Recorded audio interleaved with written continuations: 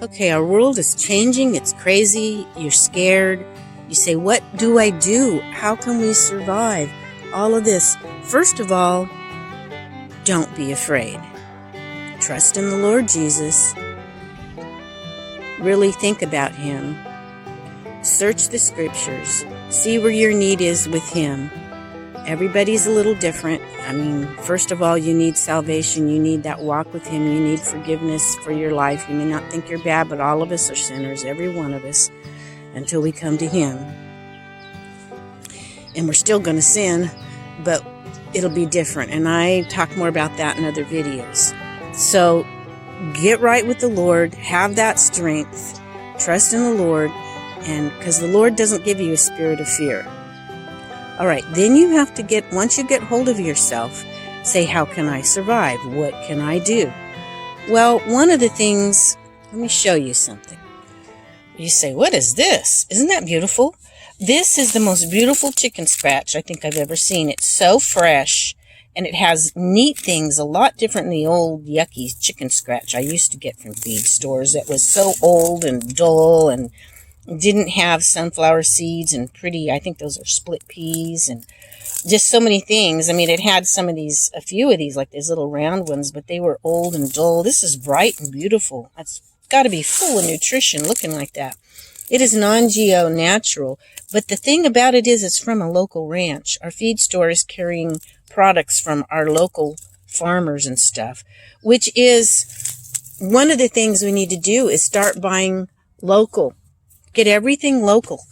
If it comes to clothes and stuff, if you can find somebody local that makes them. If not, find at least American made online or something like that. But yeah, I wanted to show you this beautiful scratch. When we start working together as communities and the businesses start using local stuff, it's going to go a long ways. Let me show you something else. This is called jackfruit. You say it looks kind of like an orange or a grapefruit. I'm not really sure how he did it, but we drove out to a local ranch a little ways away, but it was a local ranch, and they have all kinds of nuts and citrus fruits. And I guess their son Zach had created this and grew it from seed, and so they just named it a jackfruit. It is so wonderful tasting. I don't know if I ever put a citrus fruit in my mouth that tasted so good. And they have a bunch of other ones too, plus regular oranges and stuff. But you find such unique, wonderful things. It's an organic. Everything, they've been organic for over 40 years. It's an old couple. But when you start researching and finding these ranches, we were just a few years ago. I would go there once a year usually. A few years ago, I have so many things I want to say and share with you. A few years ago, we were out driving and we went somewhere else and we decided to go drive through the country, and we found this ranch. I think they had a little sign out or something. So we drove back the little road to their barn in the back, and they had a big sign up on top that said organic. And I said, this is what I want. I like the organic stuff. We've been going there once a year. But she also offered to do some bartering for my vegetables and stuff. So we'll see what happens. But it's just wonderful, the things that you find. And each year as you go, you get to know the farmers and visit with them and find out all kinds of interesting things, find out interesting fruit like this. It's just awesome. And then on our way back, we stopped at a little town that's in the middle of nowhere. I didn't think there would be anything there, but they had on their main street all kinds of little shops. And it's just a small town, but they had all kinds of shops, thrift stores and craft stores and whatever. But I noticed I was talking to one of the people, and they said that a lot of the locals, like probably the ranchers' wives and children or whatever, they make things. They do crafts and they put them in their stores. Plus, they have a lot of older, and you can find antique stuff that some of them bring in and sell to the thrift stores and stuff. I got this beautiful little cast iron teapot. Isn't that cool? That is so cool. I can put that on my wood stove. And you put your tea in there and put it right in the pot. And then you, when it gets hot, and then you just pour it out. Isn't that cool? It's kind of heavy, but I like it. That way I can use it on my wood stove. If I run out of propane or something, this isn't going to burn up or anything on the wood stove because it's cast iron. So, yeah. And then let me show you what else I found. This big handmade rug. Now, this is perfect. I didn't want a big fancy rug because I don't have a big fancy house. But my little Chihuahua's feet get so cold in the winter time on this cold floor. They've got a big rug to play on now and keep their feet off the cold floor. So you can just find whatever your needs are. Sometimes just driving around, checking with locals. I can't express enough how important it is that we start working together as local communities. I'm so glad that our feed store is getting local food from our local farmers. They don't have to bring in, they may have some, I think they have some other cheaper that's not non-GMO that they probably got, that's that old yucky stuff I used to get that probably not much nutrition left for your chickens. But you want your chickens healthy. Because they're going to lay the eggs that you're going to eat. So one of the things that I just that I want to share with you is to be thrifty. What I did was, that is delicata squash.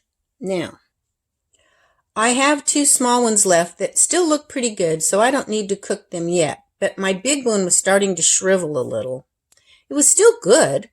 It needed to be used right away.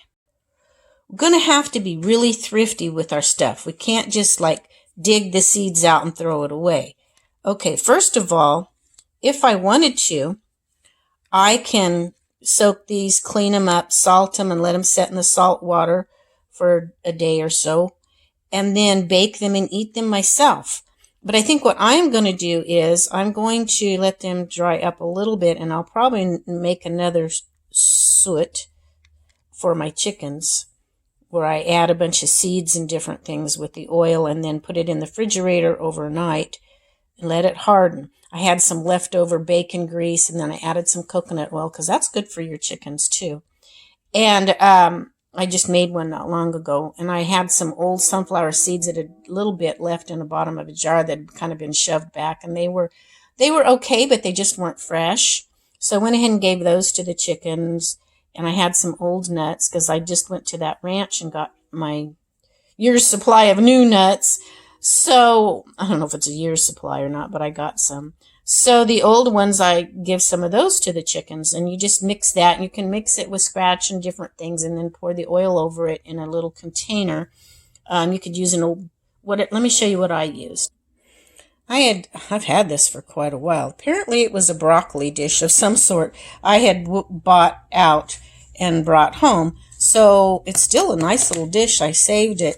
And then once you leave that in the refrigerator overnight, once you pour the oil in with all your whatever you're going to give your chickens, and then put it in the refrigerator overnight, it pops out really easy. So yeah, that's what you do for that. We need to be very, very thrifty with our stuff. Be careful. Check your vegetables and stuff that you have in storage. Make sure they don't go bad. Use the ones that are starting to go first. You don't have to be a hoarder, but save things that you know you'll use. I put my little cherry tomatoes in these, my strawberries, different things. So these when I had bought things from farmers markets and stores, I've saved these. I've had these for years. And bottles, I save bottles that I use for my tinctures and stuff. Just think about things that you need to set aside that you can use, so you don't have to go buy something else. Save things. Be thrifty. Okay, these pots, these black ones, have a hole cut in the bottom, but kind of gives the start to it, and then the roots have grown down through the hole now. But when I water it, the water will go directly to it. This is a grapevine. You really do have to be patient. These take a while. I did get some grapes this summer, though, and it was only my second year of having them. They're still really, really young. I have some other flower bulbs planted in here with it. It'll be hopefully pretty this summer. I've moved my chickens in the back, so maybe they won't get in here and dig so much of the dirt out. But it's okay because the roots are going through the bottom. I just have this to help to get them started. And because it's so hot, this is direct sun, but you have to learn about your plants too. Grapes like direct sun. It gets really hot here, so I have to make sure that I water though. But in the summertime, it's winter now and it's going to be like summer weather. But yeah, you just have to work with stuff. Try your best to learn. It's hard to do all that and work too, but it'd be nice if there was a couple of you. One could work and one could stay home and do everything and just cut back on stuff. Whatever your situation could be so different. Let me show you something else. That's stinging nettle. And you have to be careful because it will sting you till you get used to how to handle it. I know that if you press a certain direction, the little stingers don't get you. See me doing that? But I'd be careful before you do that because it does sting. But you can use gloves and pick them. As soon as you put them in hot water, the fumic acid disappears, so it doesn't sting you anymore. They're one of the most nutritious plants you can eat. But you can start looking for wild plants and learn about them. You can eat them. I eat all kinds of them. Look how beautiful this sow thistle is. It's dark green, thick, healthy, and it's a healthy plant, and it's healthy for you to eat. This is wonderful in salads and stuff. Start out, don't be overwhelmed thinking, well, I don't know all of those. Just think about one thing and start learning about it. And once you've learned really well on that and what it looks like and all that, go on some plant walks, whatever. I've talked about that in some of my other videos. If you can go with people that know what they're doing, some places go to an herb shop and see if they have things like plant walks. And I used to have one that I went to, but it got burned up in one of our fires. But yeah, I started that way with learning a lot. Once I read about them, but it's still hard to know until you handle them. Then you feel more confident in eating them when you're with somebody that knows what they're talking about. You may look and say, isn't that a sow thistle? Yeah. And then you learn and handle them and you get the feeling of them. And a lot of those places, everybody will gather stuff and go back to the shop and make tinctures or salves or something, and you learn how to do it with all of them. That's a wonderful way to learn about the herbs and plants. And the wild ones are really good for you, and they come up everywhere. Nothing else will grow. There'll be some herbs somewhere growing. So not only in your garden what you can grow, if you can grow a garden, but just plants. You just need to be careful where you're getting them from. When I went to that ranch the other day, while she was getting all the nuts and stuff together, she said, go ahead and take your chihuahuas out for a walk out back in the orchards. Well, alongside in the orchards, there was so many greens. She had beautiful, healthy looking what's called miner's lettuce and chickweed and all kinds of different things. I could have made a total salad out there, but I didn't do such a thing. First of all, they are organic, so I wouldn't have to worry about sprays. But they had dogs running around, which had access to that area and could have peed and everything there. I don't know what's been there. So I'm not going to do that. Plus, it wasn't my property. But I was just looking because those are things I know. And that was some of the prettiest miner's lettuce and chickweed I'd ever seen. Plus some others, mallow and different things. But yeah, it's fun to identify plants as you learn them, and they can add so much. And the local farms, like I said, there's so many things that you can do, but I'm just going to close with one more thing, and that is try to grow year-round. I know some of you are in cold, snowy areas, but there's something called a cold frame. Look it up, research it, watch some videos on it. You can make a frame, like a wooden frame, and put windows over the top. And then you just lift those up and you can, I've seen people growing stuff when it's snowing.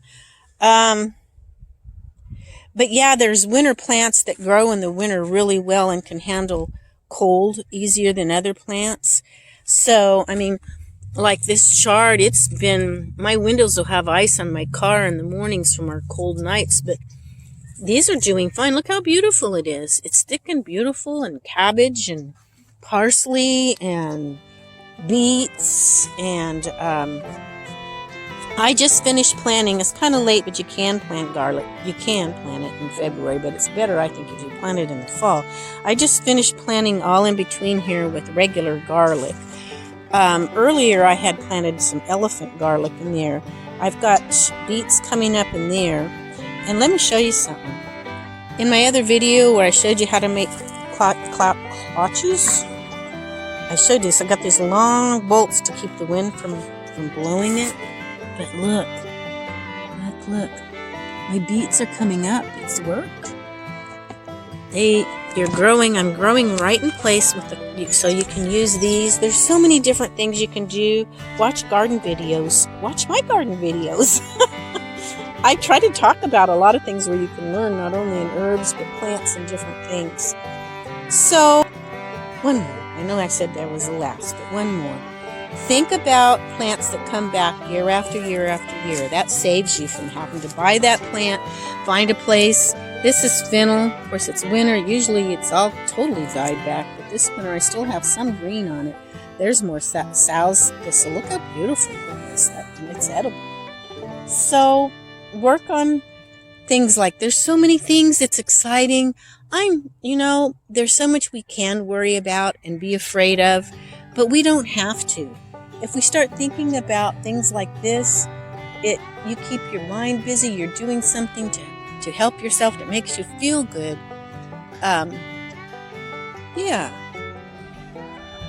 So I hope this gave you some ideas. A little flock of chickens is a wonderful idea too. They're easy to take care of. They give so much in return. They're fun. Chickens just make me laugh. They are the funniest critters. And they're not hard to take care of. So I will leave you with that, and hope you all have a great rest of your week and weekend coming up. Bye now.